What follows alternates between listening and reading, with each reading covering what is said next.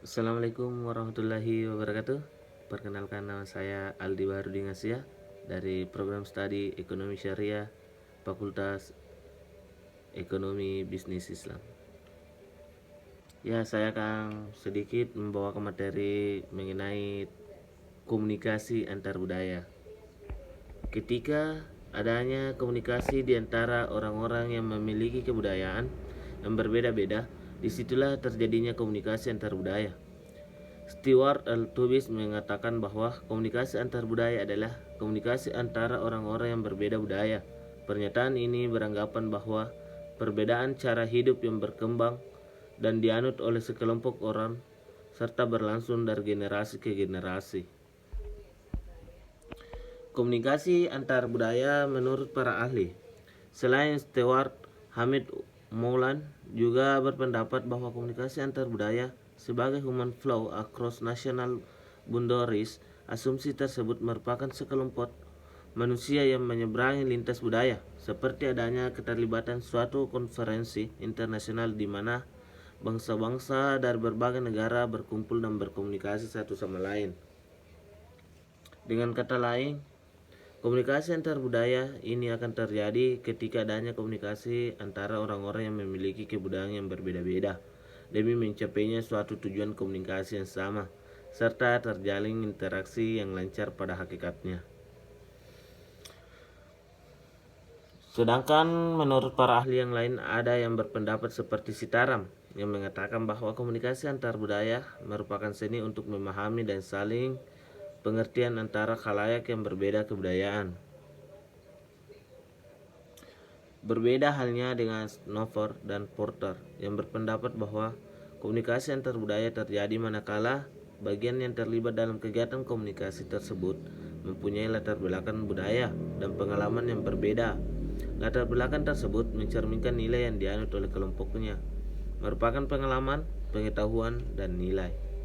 Kemudian Rich menyimpulkan bahwa komunikasi antar budaya terjadi ketika orang-orang yang berbeda kebudayaan dipertemukan, sehingga dapat ditarik kesimpulan bahwa komunikasi antar budaya ini merupakan komunikasi yang terjadi ketika orang atau lebih sedang berproses berkomunikasi untuk mencapai pemahaman maupun pengertian yang terjadi di antara khalayak yang berbeda kebudayaan. Oleh karena itu, kegiatan inilah yang membawa keselarasan dalam berkomunikasi. Filsafat komunikasi.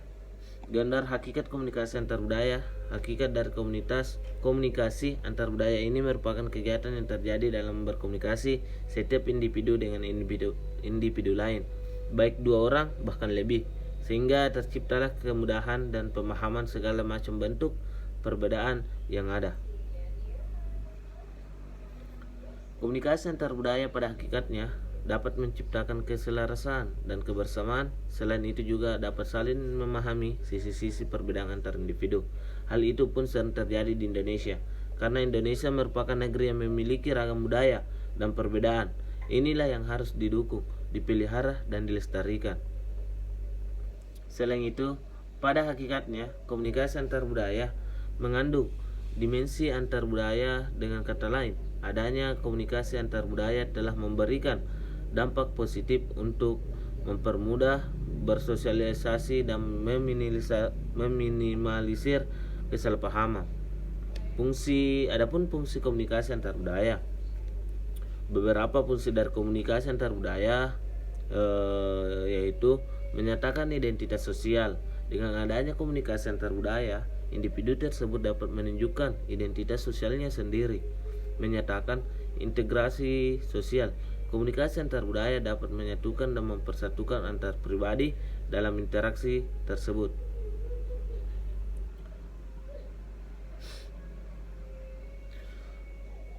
Komunikasi antar budaya pun dapat memberikan wawasan yang baru, bahkan wawasan yang belum pernah diketahui oleh individu tersebut. Hubungan interaksi. Selain itu, komunikasi antar budaya juga dapat menciptakan hubungan yang komplementer serta hubungan yang selaras. Di dalam komunikasi antar budaya pun juga terdapat fungsi sosial, diantaranya pengawasan. Pengawasan pada umumnya kegiatan komunikasi antar budaya tersebut ketika komunikator dan komunikan yang berbeda kebudayaan Fungsi ini lebih banyak digunakan oleh media massa, penghubung. Komunikasi antar budaya ini dapat juga dijadikan sebagai jembatan bagi setiap individu yang memiliki kebudayaan yang berbeda. Biasanya, beda individu atau lebih akan menyampaikan persepsi mereka yang berbeda-beda. Sosialisasi nilai. Di sini, fungsi komunikasi antar budaya dapat memberikan ajaran dan perkenalan nilai-nilai dari suatu kebudayaan suatu masyarakat lain. Menghibur. Dalam hiburan pun juga ada kegiatan komunikasi antar budaya. Hal ini dapat ditemukan seperti di saat menonton tarian, nyanyian, bahkan drama, sekaligus teori komunikasi. Teori komunikasi menurut para ahli, teori media baru, etika komunikasi, komunikasi efektif. Tujuan komunikasi antar budaya terjadi bertujuan untuk mengurangi tingkat ketidakpastian. Seperti halnya ketika ada dua individu yang sedang berkomunikasi, namun kedua individu tersebut menggunakan bahasa yang berbeda-beda. Karena kebudayaan yang berbeda-beda, sehingga komunikasi antar budaya inilah yang akan berperan sebagai alat untuk mengurangi tingkat ketidakpastian logika maupun definisi dari topik yang sedang dibicarakan. Bahkan komunikasi antar budaya pun juga bertujuan sebagai alat efektivitas komunikasi, agar informasi yang disampaikan untuk dapat dimengerti secara efektif. Maka diperlukan adanya komunikasi antar budaya ini. Faktor terjadinya komunikasi antar budaya. Komunikasi antar budaya ini dapat terjadi karena adanya beberapa faktor diantaranya. Mobilitas. Perjalanan dari negara satu ke negara lain sudah bukan menjadi hal yang khusus lagi, alias kegiatan ini sudah menjadi kegiatan umum yang kerap kali dilakukan oleh masyarakat. Hal itu terjadi karena adanya peluang-peluang bisnis yang menggiurkan dan pendidikan yang menjamin, sehingga terjadilah mobilitas yang luas dan terjadilah berbagai budaya yang menyatu pada satu wilayah. Ekonomi. Faktor ekonomi pun juga mempengaruhi adanya komunikasi antar budaya. Seperti pada contohnya, negara Indonesia yang memiliki ekonomi berkembang akan mengalami ketergantungan dengan negara yang memiliki tingkat perekonomian tinggi, sehingga terjadilah perpindahan pekerjaan dan terjadilah penyatuan budaya dalam satu tempat. Teknologi akhir-akhir ini tumbuh semakin pesat, sehingga teknologi pun mampu membawa kultur luas masuk ke suatu wilayah yang dapat mempengaruhi budaya bangsa. Oleh karena itu, teknologi pun mampu membuat komunikasi antar budaya ini menjadi lebih mudah dan praktis. Maka cepat atau lambat, teknologi dapat memberikan dampak akan terjadinya pertukaran budaya secara besar-besaran. Imigrasi. Sudah tidak aneh lagi ketika kita berjalan di rumah sendiri, kita melihat orang asing di sekeliling kita. Hal ini terjadi karena adanya kegiatan imigrasi untuk suatu kepentingan, sehingga terjadilah penyatuan budaya atau biasa disebut dengan akulturasi. Akulturasi tersebut menyebabkan terjadinya komunikasi antar budaya. Selanjutnya, politik. Kepentingan politik pun juga ikut serta memberikan dampak munculnya komunikasi antar budaya, seperti halnya saat Raja Arab berkunjung ke Indonesia, atau sebaliknya saat Presiden Jokowi berkunjung ke negara Australia atau ke negara lainnya. Kunjungan negara inilah yang mendatangkan komunikasi antar budaya. Peranan bahasa dalam komunikasi antar budaya. Komunikasi antar budaya sangat sekali terdengar sukar untuk dilakukan, karena kebudayaan atau pola hidup mereka yang berbeda akan membuat kesalahpahaman di antara kedua individu, sehingga perlu adanya suatu dapat menurunkan tingkat kesalahpahaman di antara kedua individu agar tidak terjadi pertikaian. Hal itu dapat ditemukan pada bahasa baik verbal maupun non-verbal. Peranan bahasa saat ini merupakan alat yang sangat berperan penting dalam komunikasi antar budaya. Contohnya, orang pesisir yang memiliki pola hidup keras kerap kali berbicara dengan kencang, sehingga dapat membuat orang salah mengartikan dikiranya orang tersebut sedang marah-marah, padahal sebenarnya tidak. Sehingga keberadaan bahasa di sini diperlukan. Dengan menggunakan bahasa Indonesia atau bahasa kebangsaan, maka kesalahpahaman akan menurun dan perlahan menghilang. Karena bahasa sendiri yang dapat memilih mana marah, mana senang, dan mana yang sedih. Dan juga bahasa merupakan simbolik dari rasa, bukan rasa sayang ya. Perbedaan komunikasi antar budaya dan lintas budaya. Komunikasi antar budaya merupakan sesuatu yang memiliki arti umum. Pada komunikasi antar individu yang mempunyai latar belakang atau pola hidup yang berbeda. Namun seringkali terdengar bahwa komunikasi antar budaya memiliki pengertian yang sama dengan komunikasi lintas budaya.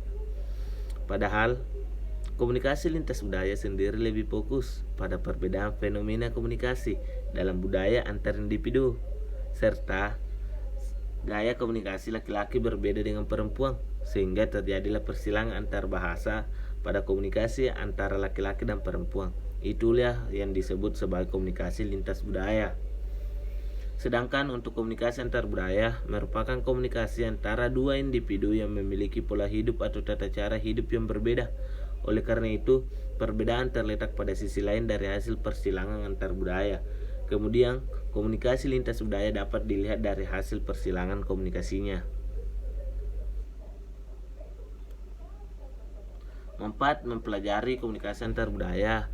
Berbeda halnya dengan komunikasi antar budaya yang terletak pada pola hidup atau cara hidup seseorang yang berbeda-beda dan membuat kesalahpahaman antar individu ketika berkomunikasi, sehingga perlu adanya mempelajari komunikasi antar budaya ini.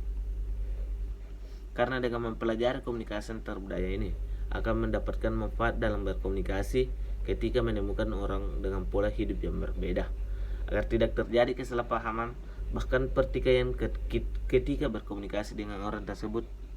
Kemudian, manfaat lain juga dapat dirasakan di saat kita sebagai orang ketiga yang melihat kedua orang sedang bertikai karena komunikasi mereka saling salah paham. Maka di sanalah kita dapat menjadi jembatan di antara keduanya.